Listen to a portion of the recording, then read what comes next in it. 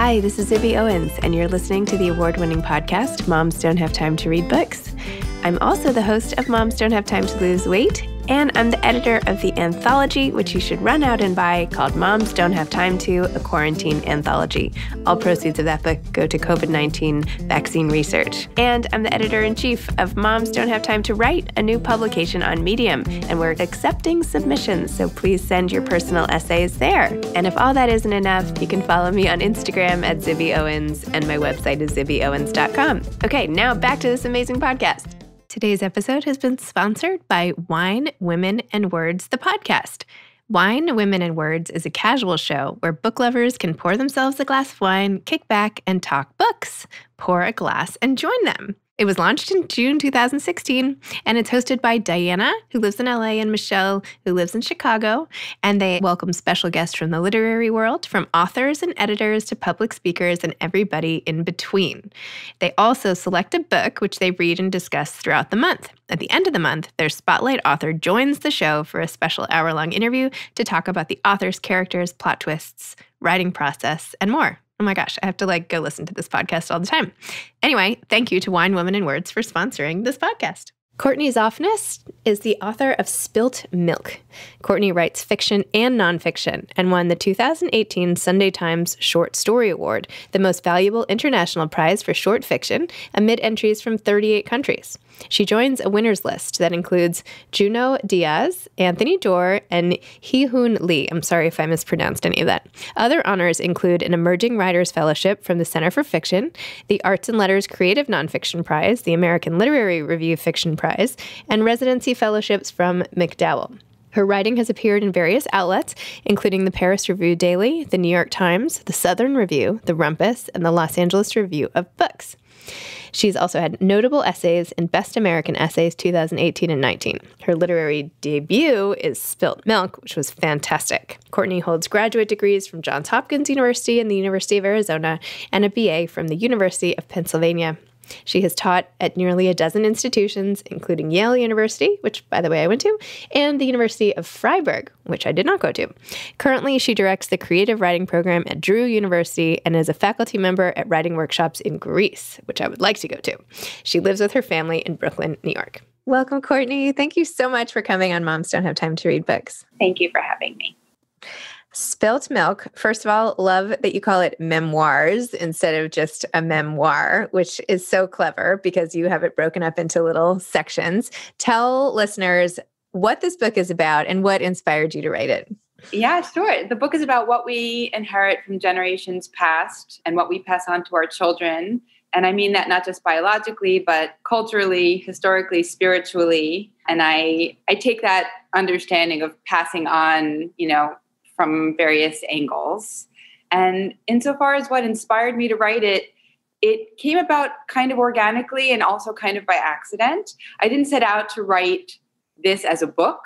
I found after becoming a mom that I was responding to various experiences or happenings in really particular ways, that being a mom just gave me new eyes, truly, and that I was processing it through that things that were happening through that lens. And so when I started to look at the various pieces, I noticed this thread in common, and the book sort of organically came together. I love that. It's great.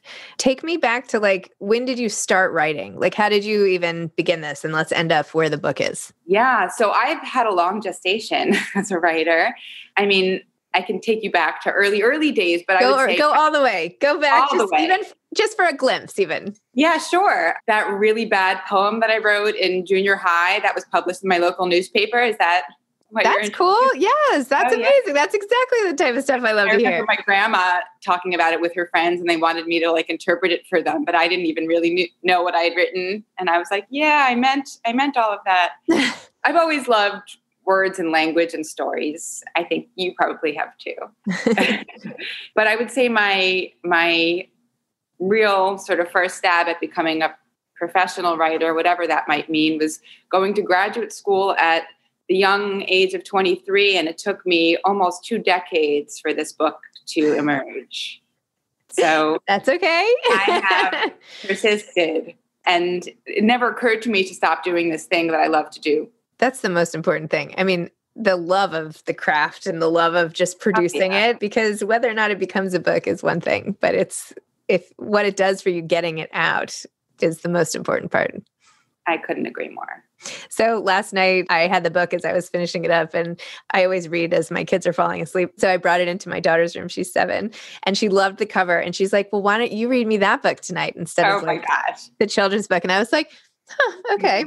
So I went back to the beginning and read about your son who was afraid of going to school or had anxiety about it, which could not be more relevant to my life today. Anyway, and so I read it to her and she was like, okay, well, can we go back to my book? But just tell her that I really liked it. Aww. So anyway, I had to share that. That is such a funny thing to imagine this being read as like a bedtime story. Yes. Like in Denver's son. Yes. Yeah. I have caught my... I didn't read her anything about, like surrogate pregnancy or, I didn't. That would have been fun. Yeah. But I've caught my 9-year-old, who's now a pretty proficient and prolific reader, with it on the couch. And I'm like, not sure I'm ready for you to do that. Oh my gosh. So tell me, what parts of motherhood as you were going through it inspired you to sit down and record? Like, for instance, that just even at the beginning when you're your son is afraid in school and you're waiting there and the bathroom scene and all this stuff, would you go and then record? Would you take notes? I feel like I lose half the stuff that happens to my children. Oh yeah, for sure. I mean, it depends on the what. I think that was left and I have a terrible memory, so I do often write things down. I mean, I wasn't experiencing that with an eye toward, making it concrete on the page, but it left an indelible impression because it was so upsetting to me as someone who had suffered from anxiety in childhood and maybe or maybe not still in adulthood.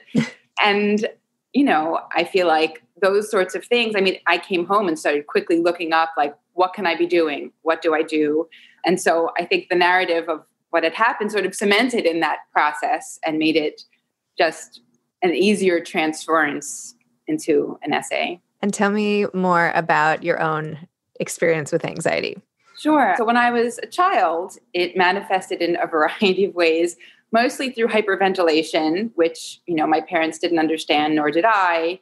They took me to pulmonologists and, my pediatrician, and I wound up at a pediatric therapist who was not especially helpful. I had bloody noses. I wore a mouth guard because I kept clenching my teeth. A variety of symptoms. And, it wasn't treated in any sort of holistic way. I'm not sure if it could have been. I think even still, those symptoms in isolation can be, attributed to any number of things. And it's really hard for parents and medical professionals often to aggregate the right things to create an appropriate diagnosis. I don't know what would have been helpful, but I do know that it sort of stalked me through adolescence where, I had panic attacks and finally sought some professional help in my young adulthood. And that has proved to be, a reliable source of relief. Well, I just feel like anxiety wasn't even a thing when we were growing up. And I feel like I'm 44, I guess, so similar generation. It just wasn't a thing. I didn't even realize, I'm like, wait, should I even be embarrassed? It just is what it is. Everybody worries all the time, don't they? That's right. So I think figuring out what the threshold is of what constitutes something diagnostic, it's really mysterious. And it is person by person. Some people want to sort of power through and have various tools within themselves to change their mindset, change their behavior, and others don't. Well, it's also, you have to be on solid enough ground to be able to avail yourself of the tools that are there. Right. Right. If you're drowning, you're not going to be dusting off your cognitive behavioral toolkit. I mean, if you're if you can't even grab a branch at that point. So that's right. But I think it's great today, at least there's so much more attention on anxiety in childhood and even what happens when it goes untreated and how so often anxiety becomes depression, when you're a teenager, if it goes untreated for too long, and how you can sort of cut that off at the pass now. But before, I feel like nobody knew anything about that. So it's true. So you end up with lots of great books. Yeah. Thanks. I mean, I also think that spectrum can dip too far in the other direction too, right? It's suddenly I'm a college professor and I feel like I have so many students with so many things. I've never gotten so many letters of accommodation before. And this is fairly new. Yeah. Tell me about, speaking of your students, it just reminded me of the scene with your student who professed his, not even love, but sort of lust after you, and how you had to handle that. And you kind of tie in a lot of the current, not Me Too per se, but just women's sexualization in multiple contexts. Tell me a little more about that. So that's in a section called Hot for Teacher, about a college student who read aloud a story about taking his writing professor atop her desk and having his way with her in front of the class. And even still, this was years ago, still don't exactly understand what the aim there was, whether, he thought I would immediately comply, or he was removed from my class, though seemed really perplexed that he would get in trouble since he changed the color of my hair and the day the class met, which are ridiculous. But he kept your same outfit, right? Sure did. Yeah. So that parlayed into my meditating on, even after that happened, I thought maybe it wasn't as bad as I remembered, riding the train home with his essay in my lap. I thought maybe I was overreacting, which I feel like women often position themselves as doing. I think we're so used to, sadly, I feel so used to having to encounter and respond to a range of, misogynistic / inappropriate behavior. So that experience parlayed into my revisiting a variety of sexually inappropriate or misogynistic experiences, and then thinking about being the mother of 2 boys and how, I can, if I can, run interference and prevent them from being the kinds of boys turned men who will do these sorts of things to women. I have 2 boys also. What do you do? What's your, what can I take away for myself from this conversation? How do you do this successfully? How do you do it? Is it through modeling mostly? They're still young, jury's out, but yes, I just try to have this conversation all the time. So it's when I see something, or when I hear them talking about something that I feel like is reflective of these enormous cultural forces, I address it. I'm thinking about the fact that I live next door to a police precinct station, and how my youngest son likes to dress as a cop, and how, problematic I find that to be, in part because of the ways he plays that role, and how we've talked about that in terms of gender and manhood and masculinity, and what that sort of culture perpetuates and how it ties in to this. So when we're talking about why mommy prefers he dress in other costumes, this is something that comes up. On the other hand, if no little boys are dressing up as policemen, we're not going to have any policemen in 40 years or something, right? Yeah, his approach now is dressing like a kind police officer. Well, that's great. Really the best thing. And through this sort of role play, push him to those places of responding kindly. And I like that. Role play is so key with kids. I feel like that's my go-to if I've had enough sleep to even remember what my strategies are, then it's always good. Do you think we should behave this way at this event we're about to go to? Or should we do the exact opposite? And then they get so into the game of it that they finally want to think about things before they happen. We've got plenty of strategies. Oh, yeah. And, another interesting part of the book was thinking about how your older son, who had more anxiety, related to your younger son, and how the interplay of that works. Even as simple as waking up the other child, to what do you do with kids who have totally different sort of needs within your own family, and how do you balance that as a parent? Is that something you still? Yeah, my sons are very different humans. So I think one of the questions I poke at in this book is how much influence parents have on their children, and how identifiable is it, in terms of our own parents' influences on us. It's convenient to have this sort of cause and effect narrative, this sort of blame game, but I think it's very hard to actually tease out the truth of what influences who and how. So in having these 2 children 2 years apart, 2.5 years in the same house with the same parent, and seeing just how different they are, And they do love each other, even if, they're fighting often. It has me really thinking about what effect, if any, I can have as a mom. Yes. I've decided I have very little effect. I think that's probably true. Like, I think that the parents can do mostly, they can hurt their kids more than improve them. Do you know, I feel like as long as you love your kids and you do a pretty good job, your kids are all going to turn out the way they were born to be. It's only if you, as a parent, are negligent or awful or to them or something where they're going to develop off in a different way. This is my theory. Yeah. Yeah. It's funny when you said you can do more hurt. I thought you said herd.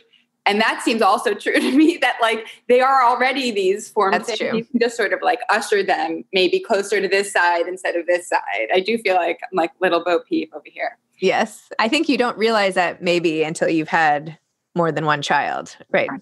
You feel like you're in charge of every piece of their development when it's your first kid. And like everything you do is so laden with meaning and future ramifications that like... And even though I don't actually think that anymore, I still find myself going to those places, right? It's like, did I make the right choice? Was that, even though if you try to take sort of the bird's eye view, it's like, does this even really matter so much? And it's very hard to not play the self-doubt card. Yes, I totally agree. Nor did I mean to suggest I was confident in all my parenting decisions. No, because I'm not, but I just feel like they're so clearly who they are. Mm-hmm. And now I'm more like sitting back like, oh, okay, let's see this side of your personality come into the world. Exactly. It changes so quickly too. Yes. Okay. So this book, yes, you've been writing it for 20 years, but... Well, I haven't been writing this book for... Okay. Writing. Tell me a little more about this particular book and when you even found time to do it, like what your process and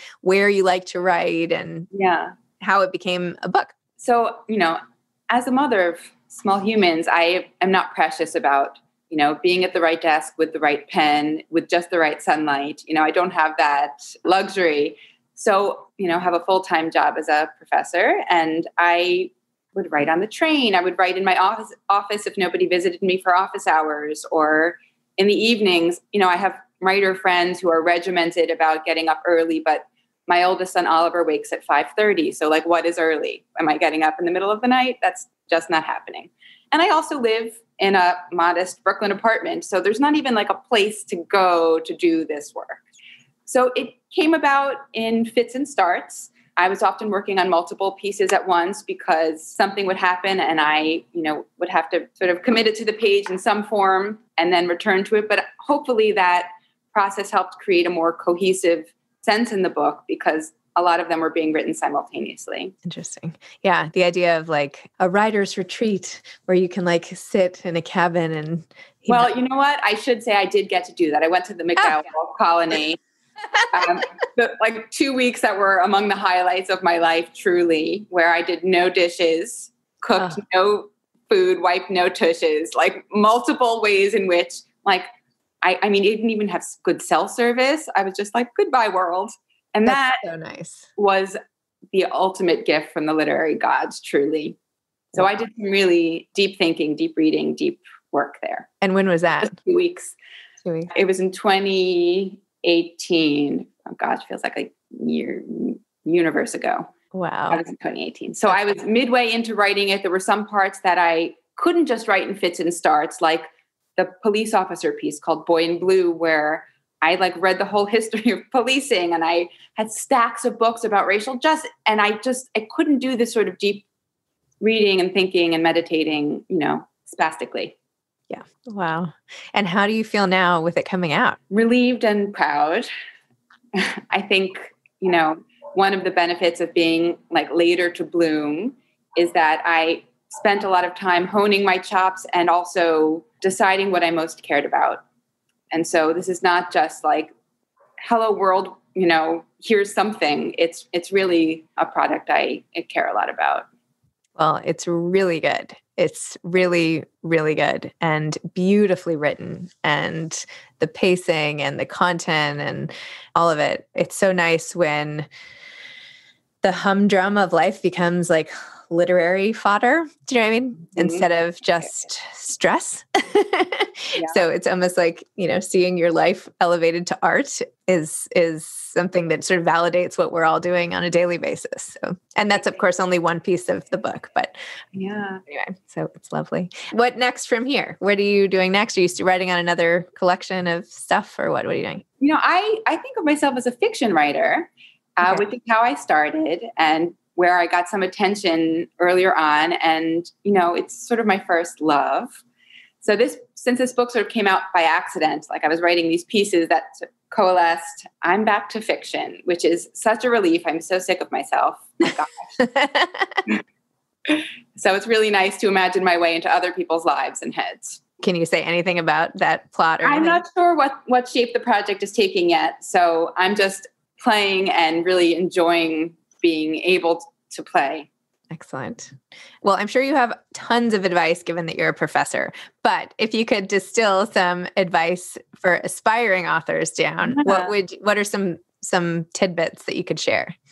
Well, my biggest one is tenacity and persistence, because truly this was a long period for me during which, I wasn't always getting over the finish line with things I was writing or getting into the publications that I most aspired to appear in. And, I do feel like there is a lot to be said for stick-with-itness and grit. And I think maybe some writers, like I think about my first grad school program when I was 23 and how only 2 of us stuck with it, not because the others weren't talented enough, right? But you have to make a living, you have to, whatever.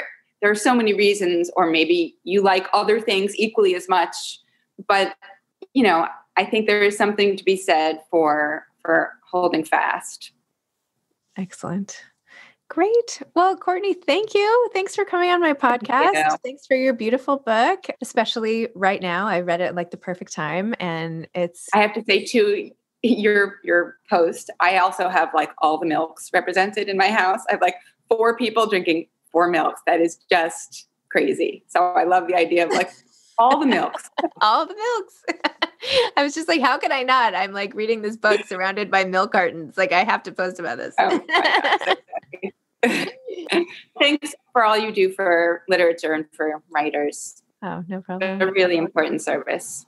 I appreciate it. I love it. I have so much fun doing it. So really benefits me. Anyway, well, I hope I get to meet you in person at some point. Yes, likewise. And thank you so much for doing this. Here's Zibby. Bye. Okay, bye-bye. Thanks again to Wine, Women, and Words, the podcast, for sponsoring this episode. Thanks for listening to this episode of Moms Don't Have Time to Read Books. Don't forget to follow me on Instagram at Zibby Owens and at Moms Don't Have Time to Read Books. Also sign up for my newsletter at zibbyowens.com and sign up for my virtual book club and meet lots of authors on Zoom every other week. Thanks so much to Steve and Ryan at Texture Sound for the sound editing. And thank you to Morning Moon Productions for providing this fantastic intro and outro music.